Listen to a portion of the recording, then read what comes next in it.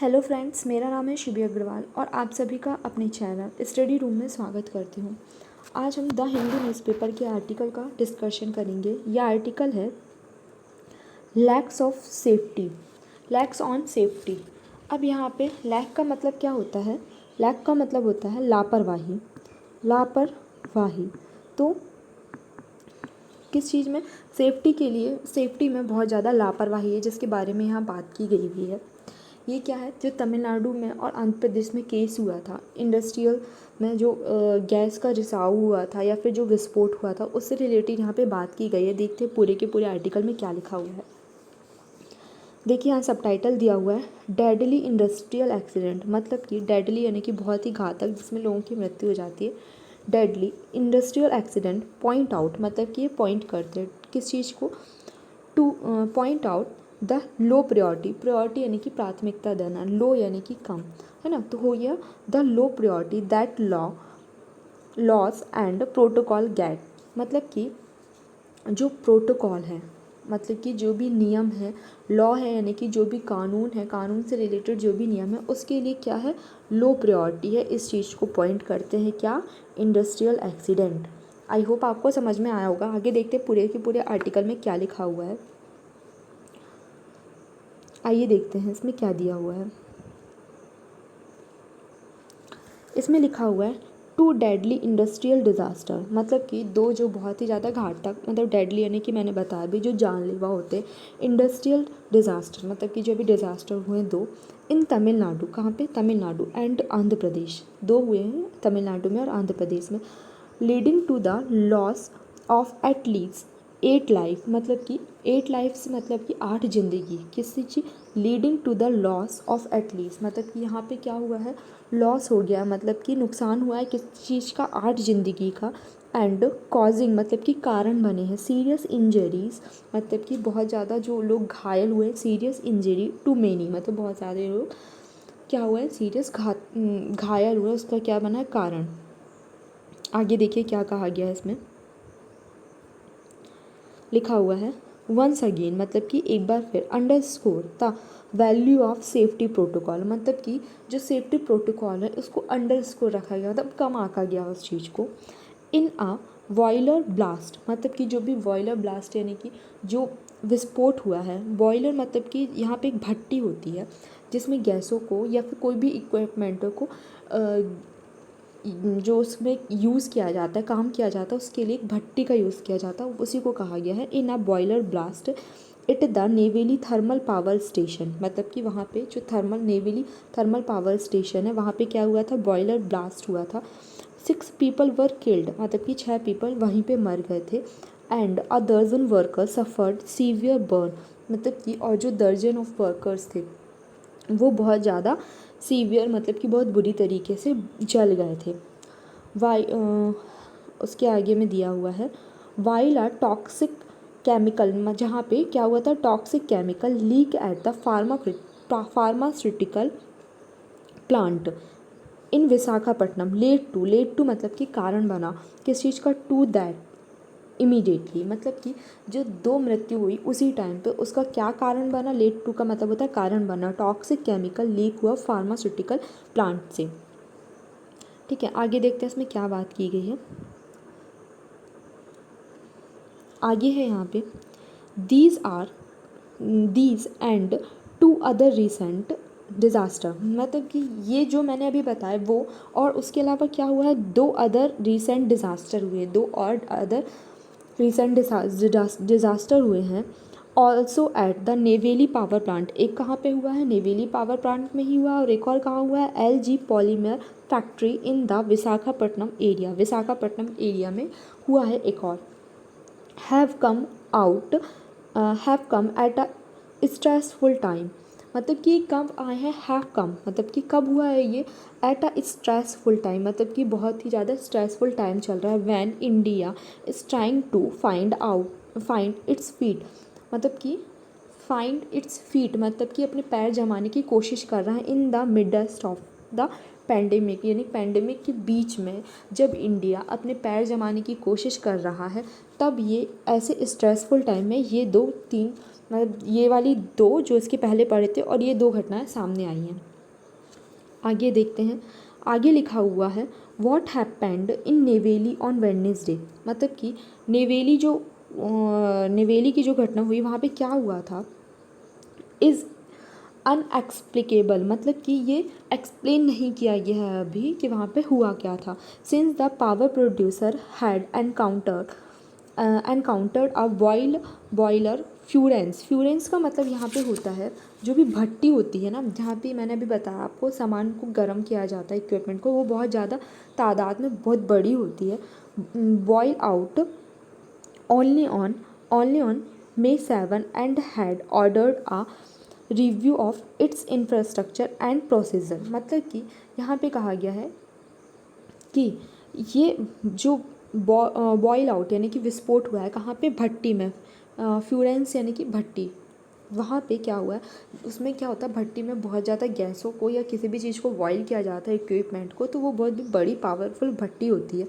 तो वहाँ पे ये कहा गया है कि यहाँ पे रिव्यू होना चाहिए, यानी कि फिर से देखना चाहिए इट्स इंफ्रास्ट्रक्चर एंड प्रोसेस, क्योंकि वहाँ की जो भी प्रोसेस है और वहाँ का जो भी इंफ्रास्ट्रक्चर है वो सही नहीं है, उसको फिर से उसकी निगरानी की जानी चाहिए।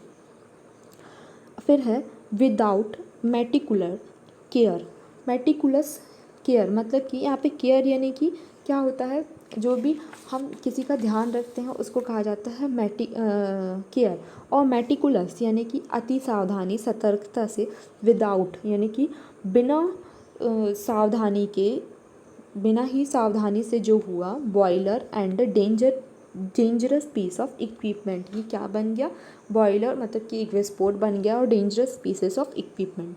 आगे देखते हैं, फिर इसमें कहा गया है हाई प्रेशर, मतलब कि बहुत ज़्यादा प्रेशर रहता है, and super heated steam make a lethal combination, मतलब कि हाई प्रेशर यानी कि जो टेम्परेचर होता है वो बहुत ही ज़्यादा हाई होता है, किस चीज़ के अंदर, भट्टी के अंदर, जो अभी मैंने बताया आपको। And super heated steam, steam यानी कि भाप, मतलब वहाँ पे क्या होता है, बहुत ज़्यादा संख्या में भाप बनाई जाती है, ठीक है। Steam make a lethal, lethal का मतलब होता है कोई भी चीज़ जो बहुत ही हानिकारक होती है, बहुत ही डेंजरस होती है, तो ये कहा गया हाई प्रेशर और super heated steam make a lethal combination, मतलब कि बहुत ज़्यादा प्रेशर और हीट, मतलब जो भाप बनाई जाती है वो एक लेथल कॉम्बिनेशन है, बहुत ही हानिकारक कॉम्बिनेशन है। If their release mechanism is not kept in good order, मतलब कि जो उनका रिलीज़, जो भाप बन रही है वो कहीं ना कहीं से रिलीज़ भी हो रही होगी, तो जो उनके रिलीज़ होने की मैकेनिज्म है is not kept in good order, मतलब कि वो सही काम नहीं कर रही है। And there is an explosion, और इसके कारण क्या होता है, एक्सप्लॉजन बनता है। For this very reason there is regulated strictly under the Indian boiler act, उसके के लिए क्या करना चाहिए, जो इंडियन बॉयलर एक्ट है उसका बहुत ही स्ट्रिक्टली पालन किया जाना चाहिए, एटलीस्ट ऑन पेपर, कम से कम पेपर में, तो पेपर मतलब कि लिखा पढ़ी में तो कम से कम इसका अच्छे से पालन किया जाना चाहिए, जो कि नहीं किया जाता है। फिर आगे कहा गया है द टेरिबल कॉन्सिक्वेंस, मतलब कि कॉन्सिक्वेंस यानी कि प्रतिकूल, टेरिबल यानी कि बहुत ही ज़्यादा जो घातक हुआ है, of lack boiler safety were evident 3 year ago, मतलब कि ऐसा कब हुआ था, 3 साल पहले भी हुआ था, किस चीज़ का, लैक बॉयलर सेफ्टी, लैक यानी कि लापरवाही से, जो बॉयलर सेफ्टी को लापरवाही में रख के किया गया था। Raebareli when a blast at an NTPC power plant killed a few dozen people, मतलब कि ये ब्लास्ट हुआ था जहाँ पे क्या हुआ था, रायबरेली में हुआ था, NTPC पावर प्लांट में, जहाँ पे क्या हुआ था, a few dozen मतलब कि कुछ दर्जन पीपल की मृत्यु हो गई थी, ठीक है। उसके बाद but state have clearly not internalised, मतलब कि जो स्टेट है, जो राज्य है, वो इस चीज़ में ज़्यादा ध्यान नहीं देते हैं, इंटरनलाइज मतलब कि वहाँ ज़्यादा ध्यान नहीं देते हैं। A culture of zero tolerance to boiler accident, मतलब उनको क्या करना चाहिए, ये रखना चाहिए कि जीरो टॉलरेंस, मतलब कि जीरो जो केस रहना चाहिए, जो भी ऐसे एक्सीडेंट होते हैं वो जीरो होने चाहिए, मतलब 0.1 केस भी टॉलरेंस नहीं होगा, मतलब कि बर्दाश्त नहीं किया जाएगा, ऐसी यहाँ पे बात की गई है। आगे इसमें दिया हुआ है since the major operation of this equipment involve furnace and production of steam. जैसा कि मैंने अभी आपको बताया कि जो फ्यूरेंस होता है मतलब जो भट्टी होती है वहाँ पे क्या होता है, यही लिखा हुआ है सिंस अ मेजर ऑपरेशन, वहाँ पे एक मेजर ऑपरेशन होता है। This equipment involve furnace and production of steam, मतलब कि भाप का प्रोड्यूशन होता है, मतलब कि भाप बनाई जाती है बहुत बड़ी मात्रा में। What led to an unexpected blow out, मतलब कि ये अनएक्सपेक्टेड था जो ब्लो आउट यानी कि जो विस्फोट हुआ। फिर लिखा हुआ है NLC India a key power producer has an obligation to present a transparent report on why its facility are beset by mishap, मतलब कि जो NLC इंडिया कंपनी है उसको क्या होना चाहिए कि ये क्या है, अ की पावर प्रोड्यूसर, उसको एक प्रेजेंट करना चाहिए क्या, ट्रांसपेरेंट रिपोर्ट, मतलब कि एक पारदर्शी रिपोर्ट प्रेजेंट करना चाहिए कि उसकी फैसिलिटी में कहाँ पे कमी रह जाती है जिसके कारण इस टाइप की घटनाएं सामने आती हैं। फिर आगे कहा गया है ऑक्यूपेशनल सेफ्टी। ऑक्यूपेशन यानी कि कोई भी व्यापार, और ऑक्यूपेशनली सेफ्टी यानी कि जो व्यापार से रिलेटेड मतलब इस टाइप के जो काम होते हैं उसमें जो सेफ्टी रहती है।